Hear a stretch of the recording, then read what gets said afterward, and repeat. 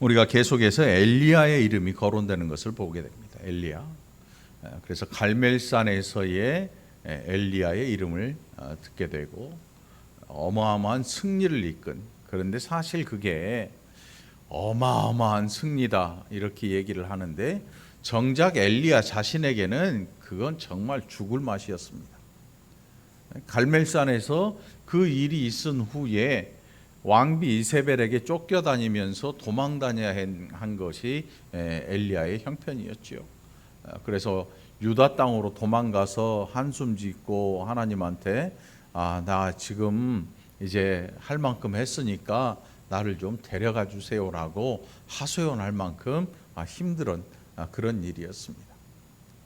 그래서 엘리야에게 있어서 갈멜산은 큰 일이기도 했는데 큰 힘든 일이기도 했습니다.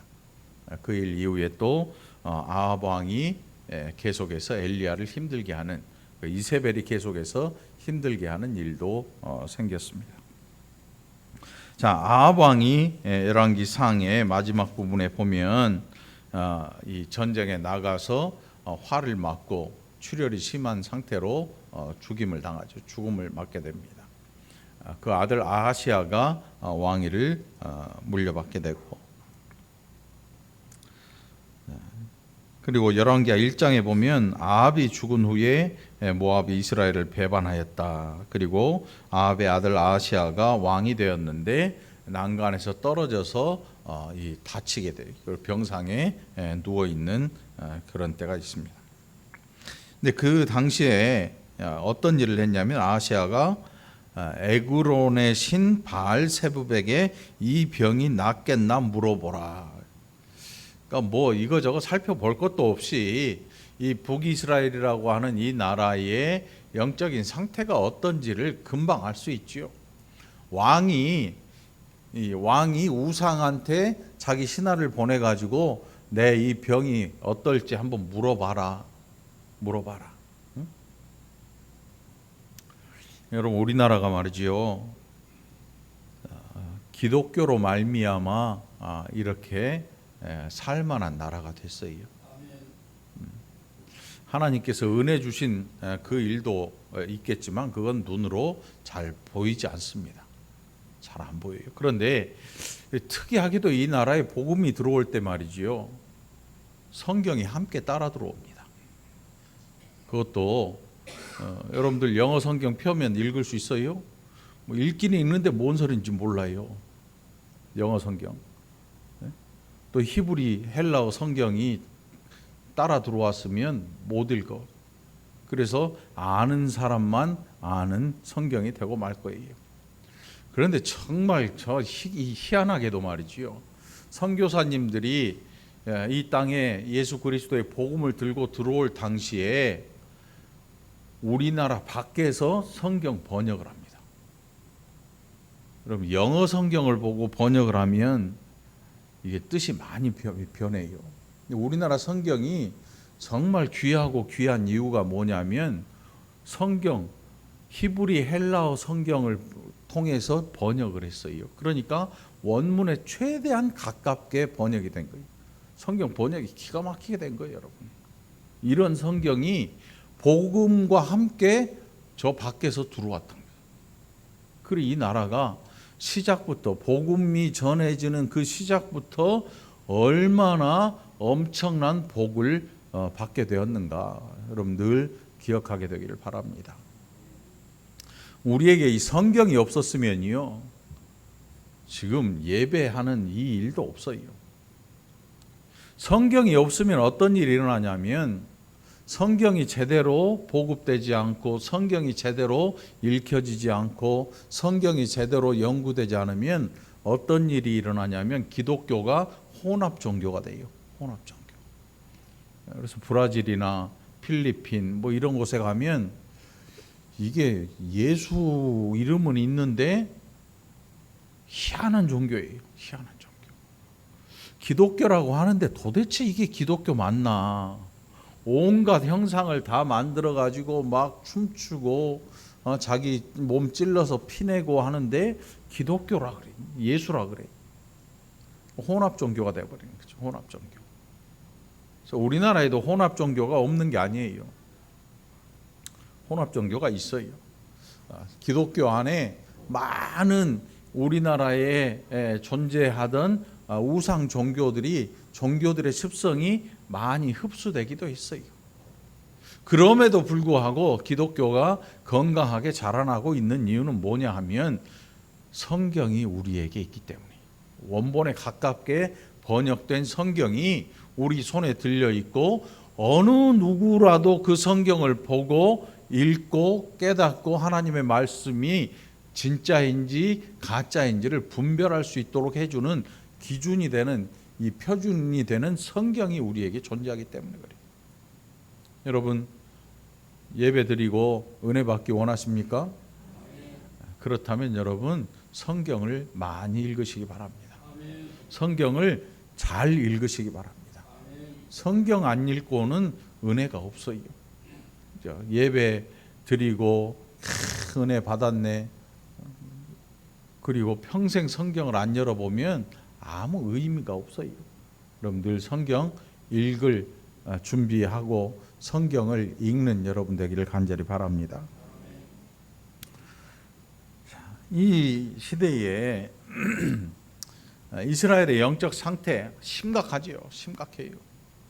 왕이 자기 신하한테 저 바알세붑한테 가서 내 병이 낫겠나 물어봐라. 제가 생각할 때 가면 이 제사장이 그렇게 했을 것 같아요. 여러분 뭔지 알죠? 신이시여 이 병이 낫겠는지 안 낫겠는지 부채도사한테 갔겠지 뭐. 부채도사한테. 부채도사든 뭔 도사든 우상을 섬기는 일은 다 똑같아요. 그런데 우상을 섬겨도 지독하게 섬기는 지역들이 있어요. 사람 죽여서 신한테 드리는, 인신공양하는 그런 제사가 있었어요. 가나안 땅에 그런 종교가 있었어요. 지독한 거죠. 지독한 거. 살아있는 사람을 산채로 잡아서 제물로 드리는 거예요. 신한테.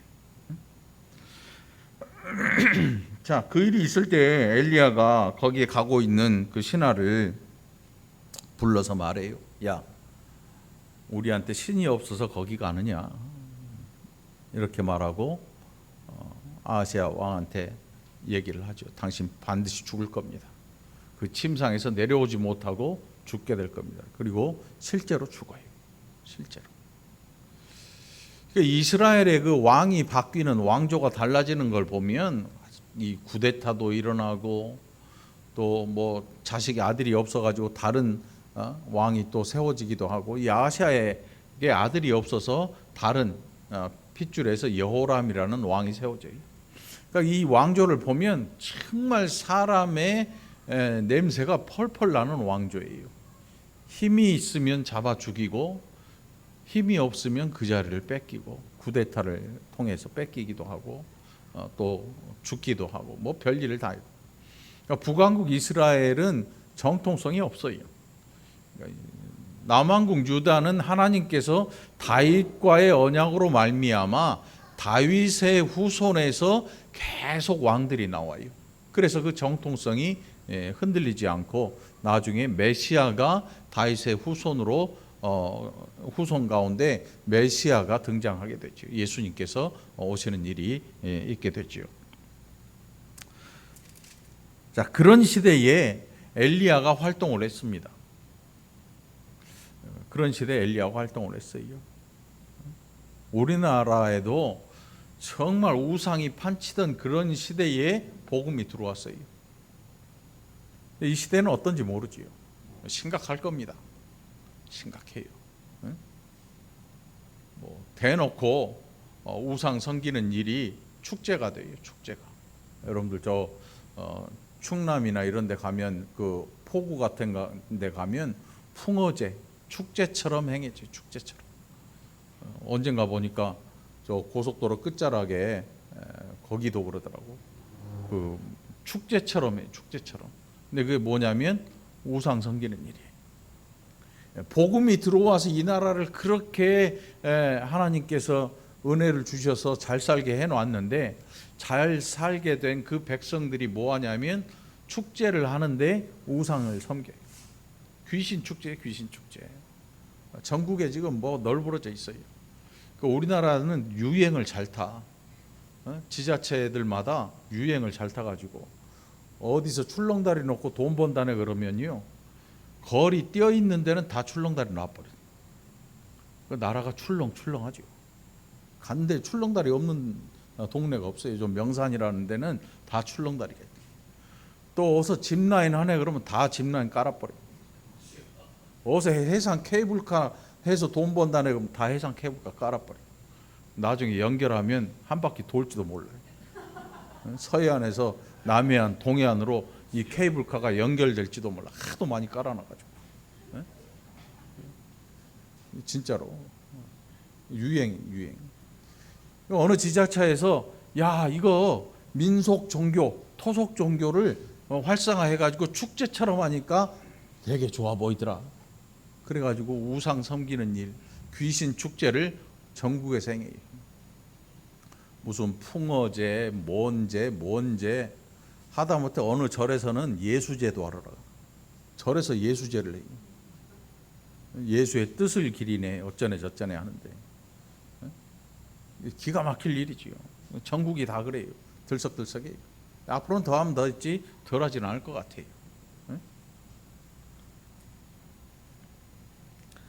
자, 그 어둠의 시대에 엘리야가 활동을 했어요. 한번 생각해 보세요. 우상이 판치고 왕도 우상을 섬겨요. 아무 거리낌이 없어요.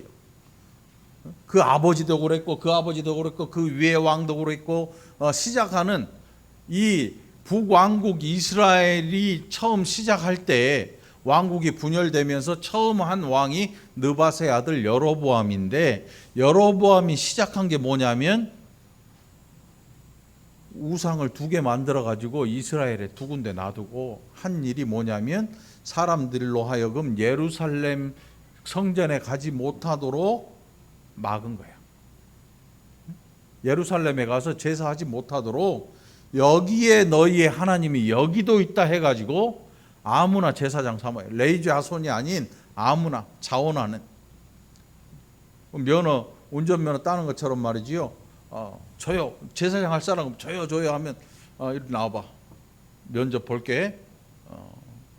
그래가지고 면접 보고 하고 싶은 사람 시켜봐. 그러니 개판 5분 전이지.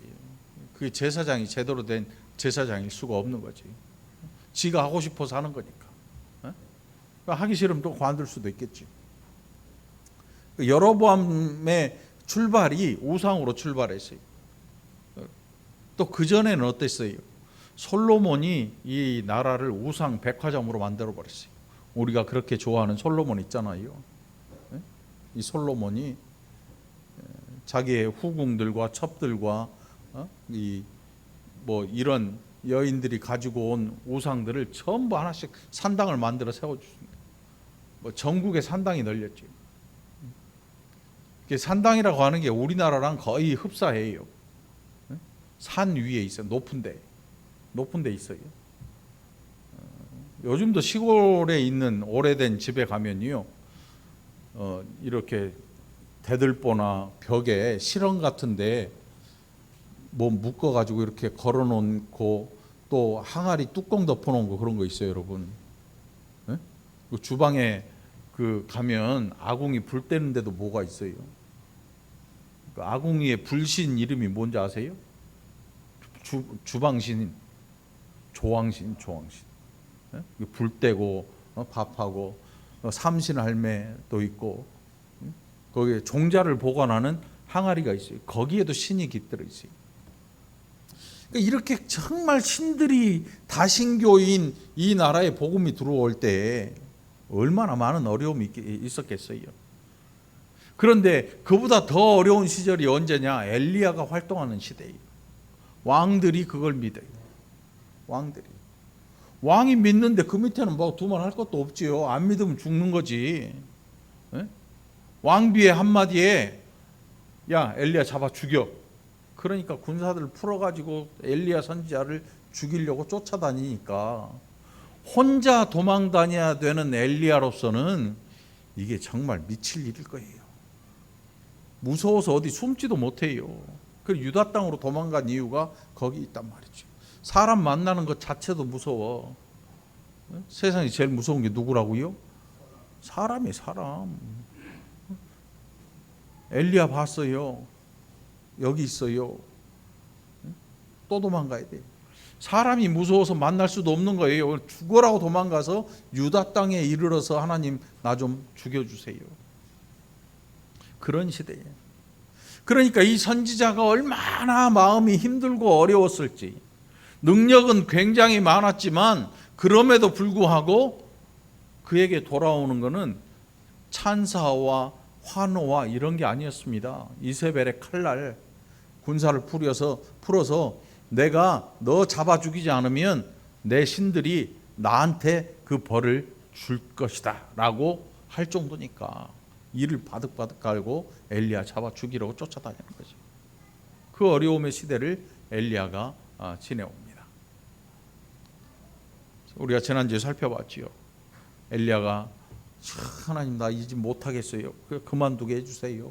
좀 데려가세요 하니까 너 말고도 바알한테 무릎 한 번도 꿇지 않은 자 7,000명 내가 데리고 있어. 7,000명을 내가 남겨놨어. 그들이 뭐 할 것 같니? 너를 위해서 기도하고 있지. 너와 같은 일을 하고 있지. 응?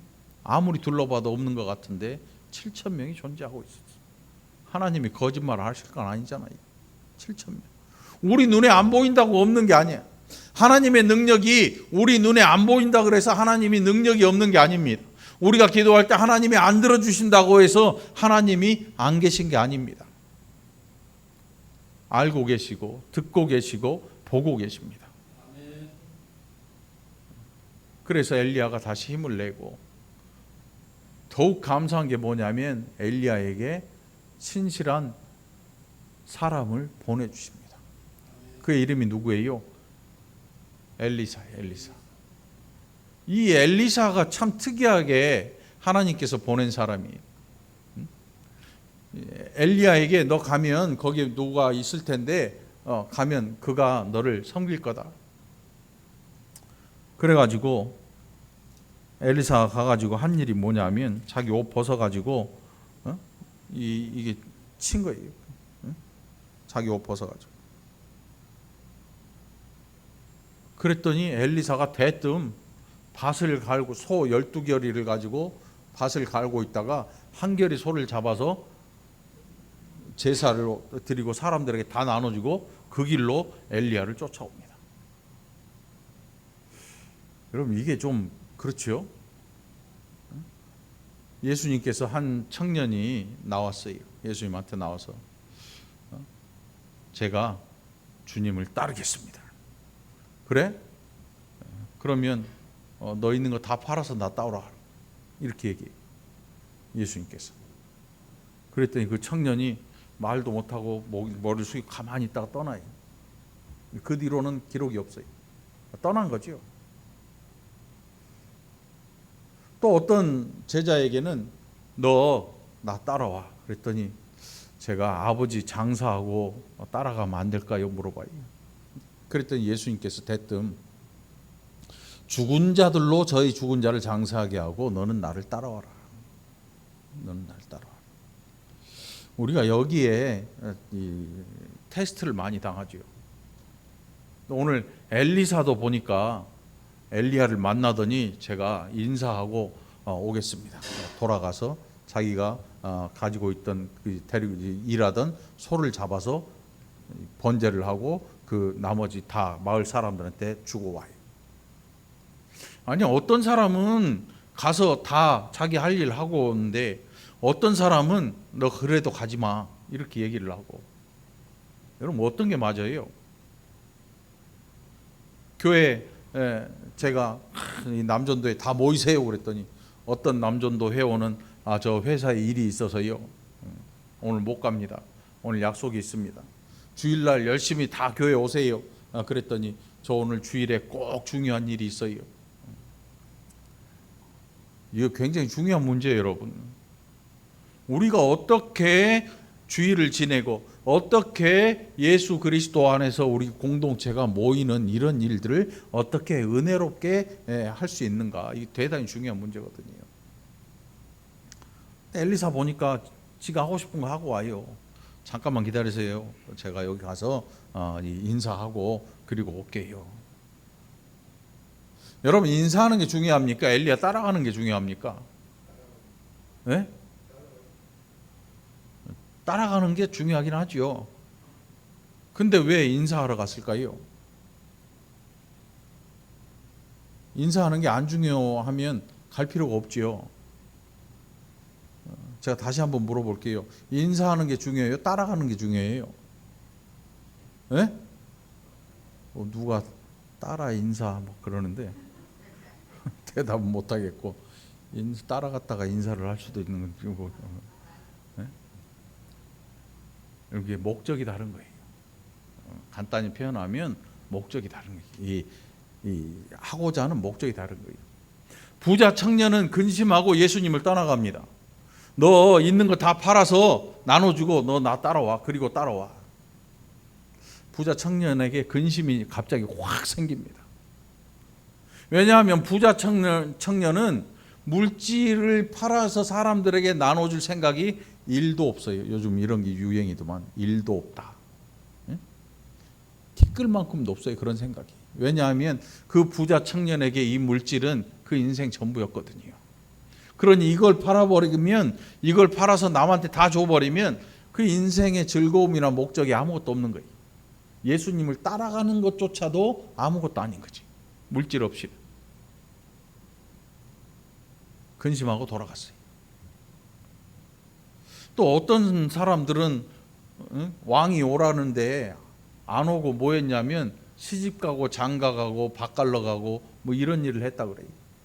그러니까 왕이 화가 나가지고 그러면 저는 자들과 이런 사람들 다 오라 그래라. 당시에 정말 노동력이 없는 사람들은요 거의 다 거지예요. 아무것도 할 수가 없으니까. 부모가 부유하면 모를까, 이 어릴 적부터 안진뱅이, 전은자, 소경 이 사람들은요 어렸을 때 가난해하고 자라나서 노동력이 없기 때문에 거의 정말 극빈의 생활을 살아요. 극빈. 그런 사람들 왕이 불러서 천국 잔치를 여는 거죠. 왕국 잔치를 열게 하는 거죠. 그 사람들 왜 그랬을까요? 그 사람들 왜 그래요? 그게 목적인 것이죠. 밥 가는 게 그들의 목적이고 시집 장가 가는 게 목적인 거예요. 엘리사는 사람들한테 자기 가진 소 나눠주는 게 이게 목적이 아니고 그들을 사랑하는 마음으로 작별을 고하는 거예요. 나 이제 이 너희가 봤던 엘리사, 농사짓던 엘리사가 아니고 나는 저 엘리야라는 사람을 따라서 이제는 떠나간다. 그러니 과거의 나를 여기에 나는 놔두고 갈 테니까 너희들은 나를 생각할 때 엘리야를 따라간 엘리사로 기억하고 있어라. 이게 대단히 중요한 일이에요, 여러분. 교회에서 제가 오라 그랬는데 어느 집사님이 회사 일 있어서 안 돼요. 알아봤더니 중요한 약속이 있어요. 뭐 알아볼 것도 없지, 진짜겠지. 중요한 약속이 있어.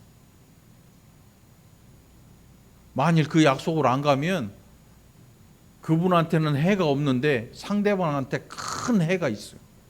왜? 약속을 해서 계약금을 뭐 받든지 주든지 해서 계약을 성사를 시키지 않으면 그 사람의 회사가 큰 낭패를 봐. 그럼 여러분 가야 돼 말아야 돼? 우리 목사님이 오늘 오라 그랬으니까 저는 복음을 위해서 헌신한 사람이니까 오늘 여기 안 가고 교회 갔다가 그리고 시간 되면 그 다음 주에 갈게요. 약속 미리 해놓고 펑크 내버려요. 그리고 자신은 나는 이런 사람이야, 나는 이런 믿음을 가진 사람이야 라고 스스로 막 가슴이 뿌듯해가지고 대단하게 여기고 한 사람은 눈물 짓고 회사 망해가는 거지. 제가 볼 때 그 사람은 은혜의 사람이 아니고 화를 끼치는 사람이에요. 화를 끼치는 사람. 누군가와 약속을 했으면요, 하늘이 무너져도 그걸 지켜줘야 돼요. 만일 내가 피해 볼 일이면 그 피해를 감수할 수 있으면 안 하고 와도 되겠지요. 내가 감수할 수 있으면. 그런데 나 때문에 다른 사람들이 그 피해가 커지고 그 피해를 감수할 수 없을 정도, 내가 안 가면 안 되면 반드시 가야 돼요. 반드시 가야 돼요. 목사가 오라 그랬다고 해서 믿음으로 저는 가겠습니다 해버리면 다른 사람 회사가 힘들어지고 망하는 거예요. 그거는 자랑스러운 일이 아니에요. 그거는 남 죽이고 내가 살겠다는 거지. 남 죽이고 내가 살겠다는. 그거는 좋은 신앙이 아니에요. 좋은 신앙은요, 나보다 약한 사람 있으면 그 사람을 위해서 내가 나의 유익을 포기할 줄 알아야 되는 것이 그리스도인이에요. 세상 사람도 그렇게 하거든요. 우리는 은혜라는 것 앞에 너무 많은 것을 버리는 게 아니고 포기도 아니고요, 내 유익과 비교해서 별거 아니다 싶으면 그 사람의 상태와 상관없이 그냥 거절하고 말아요. 그래서는 절대 안 돼요. 우리 그리스도인들에게 가장 큰 게 뭐냐면 사랑이 사랑. 왜냐하면 우리가 그 사랑을 받았기 때문에 그래요. 큰 사랑으로 행하시기 바랍니다. 뭐가 중요한지를 기억하시기 바랍니다. 엘리사에게 엘리야 따라가는 거 중요한 일입니다. 그럼에도 불구하고 그는 마을 사람들에게 자기가 떠난다는 사실을 알리고자 하고 아주 정중하게 그 일을 행하고 옵니다. 안 따라오는 게 아니에요. 목적이 다른 것입니다. 행하고자 하는 목적이 달라요. 시집장가 가는 사람은 그것에 인생의 목적이 있는 것이고, 그래서 왕이 싫어한 것이고 왕이 화가 난 것이고, 만일 인생의 목적이 그게 아니었다면, 그게 아니면 왕의 초청을 받아들였을 거예요. 왕의 초청을. 코로나 때 여러분 결혼식장 예약했다가 취소한 사람 청년들 엄청 많더라고. 네? 청년들 엄청 많아. 그 위약금도 뭐 물기도 하고 안 문 사람도 있는데 예식장도 문 닫은 데가 엄청 많더라고. 시집자고 장가가는 문제가 작은 문제가 아니에요, 여러분. 굉장히 중요한 일이잖아요. 인생의 중요한 일이니까. 하나님께서 정말 감사하게 엘리사라고 하는 정말 좋은 사람을 하나님께서 엘리야에게 보내주셨습니다. 이 엘리사가 엘리야를 얼마나 존경했는가 하면, 그가 회오리바람을 타고 전차를 타고 하나님이 불러 올리실 때에 했던 말을 보면 알아요. 여기 보면 12절에 보니까 엘리사가 보고 소리 지르되 내 아버지여 내 아버지여. 이 지금 엘리야 선지자를 따라다니는 엘리사, 스승 정도 될 것 같아요. 스승 아니면 교수, 선생님. 뭐 예수님의 제자들이 예수님에게 랍비라고 했으니까 선생님이요 뭐 이렇게 불렀잖아요. 엘리야에게도 엘리사가 엘리야도 아마 선생님 이 정도 부르지 않았을까. 근데 엘리사가 부르는 소리가 달라요. 내 아버지요 내 아버지요. 엘리야를 아버지처럼 여기고 따라갔어요. 아버지처럼 여겼어요. 또 그런 엘리사를 엘리야가 끔찍하게 아끼고 살아가죠.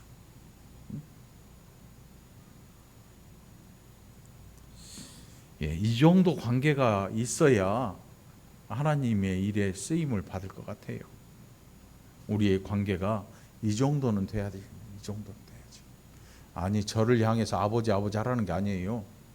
어떤 분은 자기가 영적인 아버지라고 그러는데 말도 안 되는 소리고. 이 정도 관계. 우리 서로가 믿을 수 있는 관계가 얼마나 중요한지 몰라요. 여러분들 옆 사람 얼굴 한번 봐보세요. 한번 쫙 둘러보세요. 인상들이 별로네. 인상들이 별로예요? 아니죠. 예수 안에서 여러분 이런 좋은 성도들의 관계가 있기를 간절히 바랍니다. 이게 중요한 거예요, 여러분. 이게 얼마나 중요한지 몰라요. 엘리사에게 엘리야는 내 아버지여, 내 아버지여, 이스라엘의 병거와 마병이여. 이 무슨 뜻이냐면 자기가 정말 아버지라고 생각할 만큼 존경하고 좋아했던 그 선지자 엘리야가 이 하늘로 들려 올리는 거예요. 그걸 보고 있던 그 마음을 표현한 거예요. 얼마나 이제 떨어져 있는 게 이게 정말 이 서운한 일이잖아요. 두 번 다시 볼 수 없다는 사실을 아는 거지요. 살아서 뭐 승천하는 일이든 죽어서 땅에 묻히는 일이든 사람이 헤어진다고 하는 게 굉장한 이 슬픈 일이거든요. 네? 어느 나라에서는 뭐 사람이 죽으면 꽹과리 치고 푹 치고 막 노래를 하고 막 즐거운 잔치를 벌린다고 하는데 어떤 사람은 기독교도 그렇게 해야 된다. 천국에 입성하니까 해야 된다 그러는데 제정신은 아닌 것 같아요. 누군가를 떠나보낸다고 하는 건요, 굉장한 스트레스예요. 가슴이 아파지는 일이에요. 아픈 일. 가슴이 굉장히 아픈 일이에요. 여러분 아들 군대 보내는 일. 거기 훈련소 그 입소할 때 가보니까 저는 참 복이 많아서 아들 하나를 가지고 2번이나 훈련소를 갔으니까 안 우는 부모들이 없더라고. 들어가는 아들도 울고 부모도 울고 그 뭐 저는 안 울라고 했더니 옆에서 또 질질 나오더라고. 한 뭐 조카 갈 때부터 울었으니까 아들 갔는데 오죽하겠어. 눈물 쫄쫄 나고 수도꼭지 틀어놓은 것처럼 말이죠. 아들도 울고 먼 산을 쳐다보고 눈물 안 뽑으려고 하고. 헤어진다고 하는 게 그게 쉬운 일 아니에요. 시집 가는 건 어때요? 아들 보내는 집은 안 울지. 근데 딸 보내는 집은 울더라고. 그런데 여러분 세상이 달라졌어요. 이제는 아들이 시집을 가요. 아들이 시집을 가요. 거짓말 아니에요, 여러분. 그럼에도 불구하고 딸 보내는 엄마가 울어. 아빠도 울고. 그렇게 마음이 슬픈가 봐. 아픔도 있고. 그 사랑하는 딸을 보낸다는 그 사실 때문에 굉장히 눈물이 나는 것 같아요. 눈물이 나. 우리 박 장로님은 여러 번 울었을 것 같아요. 많이 울었지. 최 검사님하고. 아무튼 누군가를 이별한다는 것, 누군가와 떨어진다는 거 쉬운 일 아니거든요. 그래서 엘리사가 엘리야의 그 장면을 보고 내 아버지여, 내 아버지여 이렇게 불러요. 굉장히 간절한 마음이에요. 이게 그냥 내 아버지여, 내 아버지, 이게 뭐 감정 없는 이런 표현이 아니고 굉장히 간절함으로 불러요. 그리고 뭐라고 하냐면 이스라엘의 병거와 마병이요. 엘리야 자체가 이스라엘의 병거였고 이스라엘의 마병이었거든요. 무슨 뜻이냐면 외적으로부터의 침입을 엘리야가 다 보여주고 막아줘요. 뭘로? 하나님의 능력으로. 엘리야 자신의 능력이 아니었어요. 그래서 엘리야는 이 사실을 너무나 잘 알고 있어요. 그 어떤 면에서 볼 수 있냐면 엘리야가 엘리사에게 물어봐요. 야, 내가 이제 너를 떠나갈 텐데 하나님이 나를 들어 올리실 텐데 내가 너한테 뭘 해줬으면 좋겠느냐 물어보니까 엘리사가 당신의 성령의 그 능력이 갑절이나 내게 있게 해주십시오. 그랬더니 엘리야가 대뜸 하는 얘기가 그거 뭐 엄청 어려운 일인데. 무슨 뜻이냐면 야, 내 능력은 내가 한 게 아닌데 이런 뜻이에요.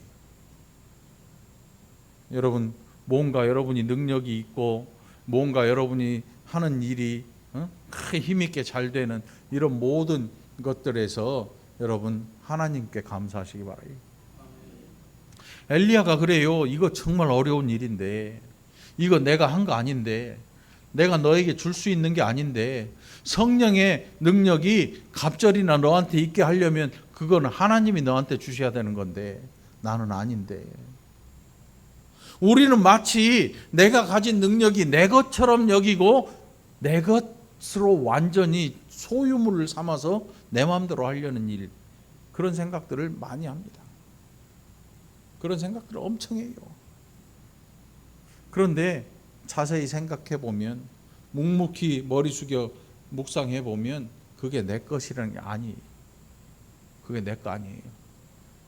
여러분 돈 있습니까? 돈 없는 사람, 거지도 돈 있어요. 그 대답 안 하면 안 돼. 여러분 돈 있지요? 누구 거예요? 네? 아니, 잘 얘기해 봐. 여러분 돈 누구 거예요? 여러분이 가지고 있는 돈. 네 건 네 거고, 네 건 네 거고 내 건 내 거다. 정확한 계산한 사람이. 내 건 내 거고 네 것도 내 거다. 도둑놈이. 내 것은 네 것이고 네 것은 내 것이다. 이거 뭔가 좀 이상한 사람이에요. 응? 그런데 이게 진짜 내 건지 아닌지를 확인하는 방법이 딱 하나 있어요. 죽을 때 보면 알아요. 죽을 때 10원이든 100원이든 1000원이든 만원이든 5만원짜리든 손에 들고 이제 죽을 때 손에 쥐어줘 봐요. 꽉 쥐고 운명하셨습니다 할 때, 그때 이제 그 돈이 있나 없나 보면 알아. 갖고 가면 진짜 지 거고 못 갖고 가면 남의 거야. 네? 여러분 갖고 가요 못 가요? 네? 오죽하면 가짜 돈 태워가지고 갖고 가라고 주겠냐고. 가짜 돈 쓰지도 못할. 그러니까 무덤이 도굴이 되는 거야. 지 거 같으면 무덤 들어가서 다 갖고 어디로 싸갖고 올라갔겠지. 그러면 아무것도 없어야 정상인데 다 남아있어. 그대로 있어. 그러니까 도둑놈들이 야 저기 보니까 관에다가 돈 넣어놓더라 야. 금도 넣어놓더라 야. 밤에 슉 가가지고 구멍을 뻥 뚫어가지고 다 훔쳐가 버리는 거예요. 이제 진짜 아무것도 없는 거예요. 왜? 지 거라는 게 없어요. 우리 사는 세상에는요, 진정한 내 거는 아무것도 없어요. 아무것도 없어. 여기 잘 생각해야 돼요, 여러분. 그리스도인들은 여기에서 이제 잘 생각을 해야 돼요. 아무것도 없는 그것을, 그러면 어떻게 예수님의 말씀대로 우리의 보물을 천국에 쌓을 것이냐. 이게 우리에게 숙제예요. 우리에게 큰 숙제예요. 천국에 우리 보물을 어떻게 쌓을 것이냐. 굉장히 큰 숙제죠. 자, 우리 살아가는 인생이 이래요. 우리 게 없어, 우리 게. 엘리야도 자기 게 없어요. 그걸 너무나 잘 알았어요. 하다못해 날아가는데 겉옷이 뚝 떨어져 가지고 엘리사에게 내려와요. 엘리사가 보고 그 겉옷이라도 한 벌 챙겨요. 여러분, 지금 돈 있고 지금 능력 있고 지금 재주 있고 지금 여러 가지 뭐 많은 것들이 내 거라고 생각하는데 그 다 하나님의 걸로 인정하시기를 바랍니다. 엘리사가 그렇게 얘기할 때 엘리야가 그거 너무 어려운 일인데, 여기 본문에 이르되 내가 어려운 일을 구하는도다. 네가 내 거 같으면 쉽게 줘버리면 될 거 아니에요. 그런데 자기 거 아니라는 이야기를 하는 거예요. 야 그거 내 거 아닌데, 그거 내 거 아닌데.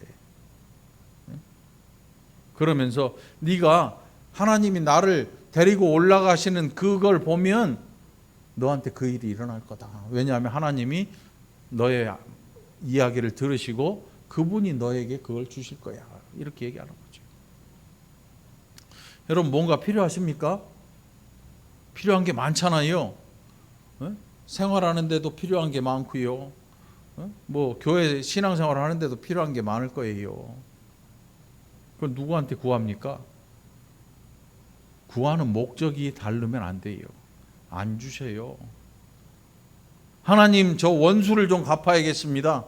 돈 없어서 무시당했던 나를 무시하던 놈이 있는데 내가 그놈 코를 한번 납작하게 해주고 싶으니까 돈 좀 주세요. 돈 때문에 내가 눈물을 흘리지 않습니까? 하나님, 돈 좀 주세요. 기도하니까 돈을 안 주시는 거야. 왜? 그거 주면 사람 상하거든. 사람 죽이게 생겼거든. 안 줘. 절대 안 주지.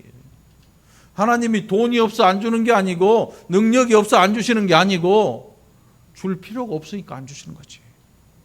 네? 아이가 놀다가 갑자기 교회 주방에 쓱 들어갔더니 식칼을 들고 나와요.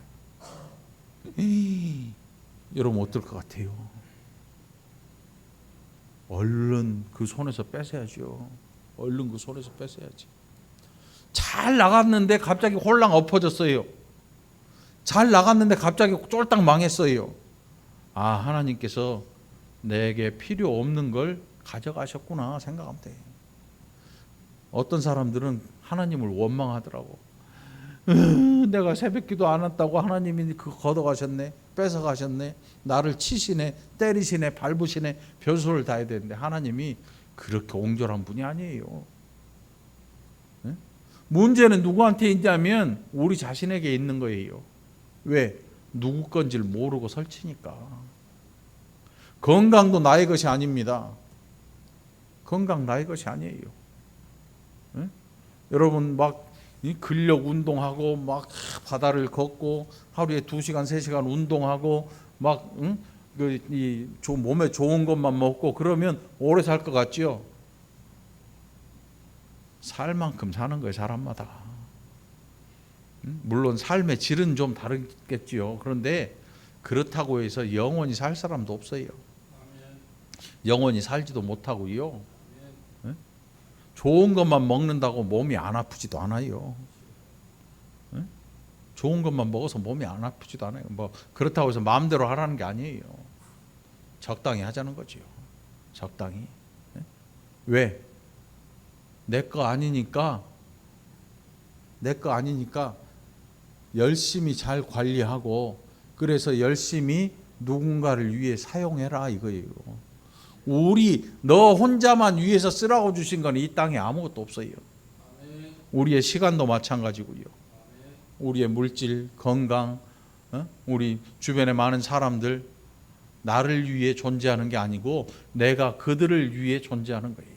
그래서 그들에게 마음껏 줄 수 있고 그들을 사랑할 수 있고 그들에게 내 시간을 내줄 수 있고 내 생각을 좀 나는 절제해 줄 수도 할 수도 있는 그런 일들을 하라고 주신 거지. 엘리야에게 큰 능력을 주셨어요. 그 이유가 뭐냐면 야 엘리야 너 이거 갖고 출세해라 이게 아니고 그 어두울수록 밝은 빛을 주시는 거예요. 여러분들에게 만일 큰 능력이 있거든 어두울수록 하나님이 큰 걸 주시지 밝은 걸 주시지. 그렇게 이해하면 돼요. 왜 나한테 이걸 주셨나 궁금해할 거 없어요. 쓰라고 주신 거네. 쓰라고 주신 거지. 엘리야는 남김없이 써요. 지치고 상한 몸이 될 때까지 써요. 그리고 하나님한테 호소하지요. 힘들고 어려우니까. 근데 우리는 안 그러잖아. 사람 머리끄댕이 잡고 호소를 해요. 나는 어쩌면 좋겠냐. 응? 그러니까 옆에 사람들이 다 떠나가요. 왜? 힘들어. 만날 때마다 한 소리 또 하고 한 소리 또 하고 한 소리 또 하고 한 소리 또 하고 나중에는 외워. 앞에서 누가 얘기하고 있는데 속으로 그 말 똑같이 하고 있어. 외울 정도로. 그러지 말고 여러분 하나님 앞으로 가시기 바랍니다. 여러분 힘들고 지치고 상할 때에 하나님 부르시기 바랍니다. 사람 의지하지 말고 사람한테 하소연하지 말고 하소연하는 거 한두 번이면 족하고요. 하나님한테 하소연하시기 바랍니다. 하나님한테 가세요. 하나님께서 이 엘리사를 엘리야에게 보내주셨습니다. 아마 엘리야가 들려 올라가면서도 듬직했을 거예요. 하나님이 보낸 이 엘리사, 엘리사에게 하나님께서 그 장면을 목도하게 하시고 그가 행했던 성령의 능력의 갑절을 허락하시는 일을 엘리야가 올라가면서 봤을 거예요. 엘리사는 그 일을 통해서 하나님의 성령의 능력이 자기에게 주어졌다는 사실을 알게 될 거예요. 우리가 제일 무서울 때가 언제냐면 뭔가를 해야 되는데 아무것도 없을 때, 뭔가를 시도해야 되는데 가진 게 아무것도 없을 때, 제가 곰곰이 생각해 보니까 나는 자식들 결혼시킬 때 뭐가 있나 둘러봤더니 쥐뿔도 없더라고. 쥐뿔도 없어. 그래도 어떻게? 그렇다고 포기할 수는 없잖아. 그렇다고 내 동댕이 칠 수는 없잖아. 맡기는 거지 뭐. 하나님이 알아서 하시겠지. 알아서 하시겠지. 저 주변에 목사님들, 우리 동기 목사님들 통해서 그런 걸 많이 봐요. 하나님이 기르시더라고. 하나님이 주신 거더라고. 자식이 내 거 아니에요. 하나님이 주시고 하나님이 기르시고 하나님이 채우시더라고. 네. 여러분들 그러니까 힘들고 어려우면요 사람 붙들고 하소연하지 말고 하나님 앞에 가시기 바랍니다. 우리 교회는 그런 분들이 없어. 그래서 주중에 교회에 사람이 없어. 누군가 간절히 기도하고 싶은 그런 일들이 없나 봐. 없는 게 다행일 수도 있는 거지, 좋은 거지 뭐. 그래도 혹시 있으면 교회 와서 기도하세요. 교회 와서 엎드려서 하나님한테 하소연하세요. 하나님이 들으십니다.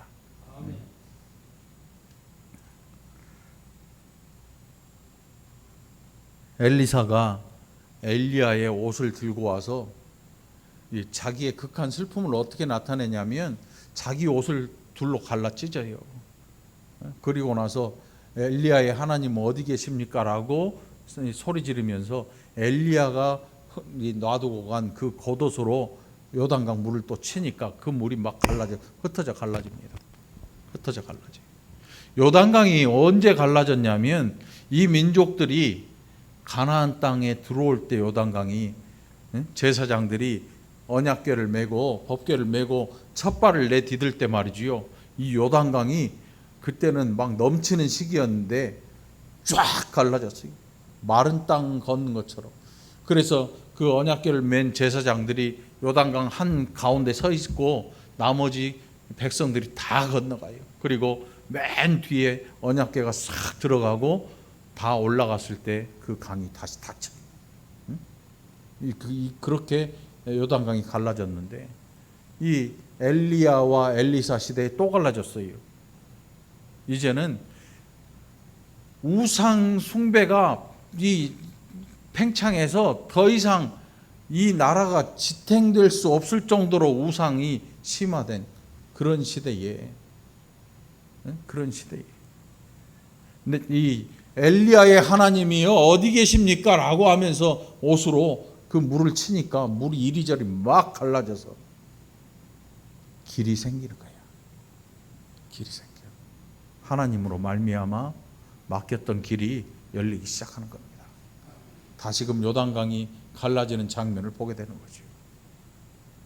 엘리사 앞에 갈라졌고 엘리야 앞에서도 갈라졌어요. 누구 때문에요? 하나님 때문에요. 엘리사가 가른 게 아니고 엘리야의 옷이 가른 게 아니고 엘리야가 가른 것도 아니고 하나님이 그 종들을 통해서 그 역사를 그 시대에 그 나라에 보여주고 계시는 겁니다. 여러분 진짜 복음을 가졌습니까? 예수님 믿으십니까? 그러면 여러분들을 통해서 이 어둠의 시대에 이 나라에 요단강이 갈라진 것처럼 여러분들을 통해서 하나님이 일할 수 있도록 여러분들이 하나님의 사람이 되시기 바랍니다. 여러분의 것을 내 것이라 하지 말고 하나님의 것임을 인정하시기 바랍니다. 그러면 하나님이 일하실 것입니다. 내 아버지여 내 아버지여 이스라엘의 병거와 마병이여. 아무것도 없는 보잘것없는 늙은이였지만 하나님께서 그에게 주신 능력이 이 나라를 지키게 만들었거든요. 북한이 무섭고 중국이 무섭고 러시아가 무서워요? 아니에요.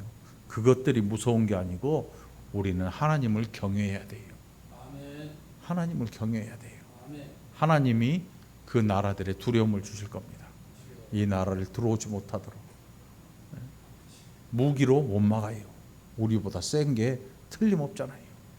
우리보다 무기도 많고 인구도 많고 엄청나게 세거든요. 그런데 우리 힘으로 당해낼 수가 없어요. 그러나 들어오지 못해요. 하나님이 지키고 계시거든요. 기도하는 자들 7천 명을 남겨놓으신 것처럼 여러분도 그 안에 속한 자가 되길 바랍니다.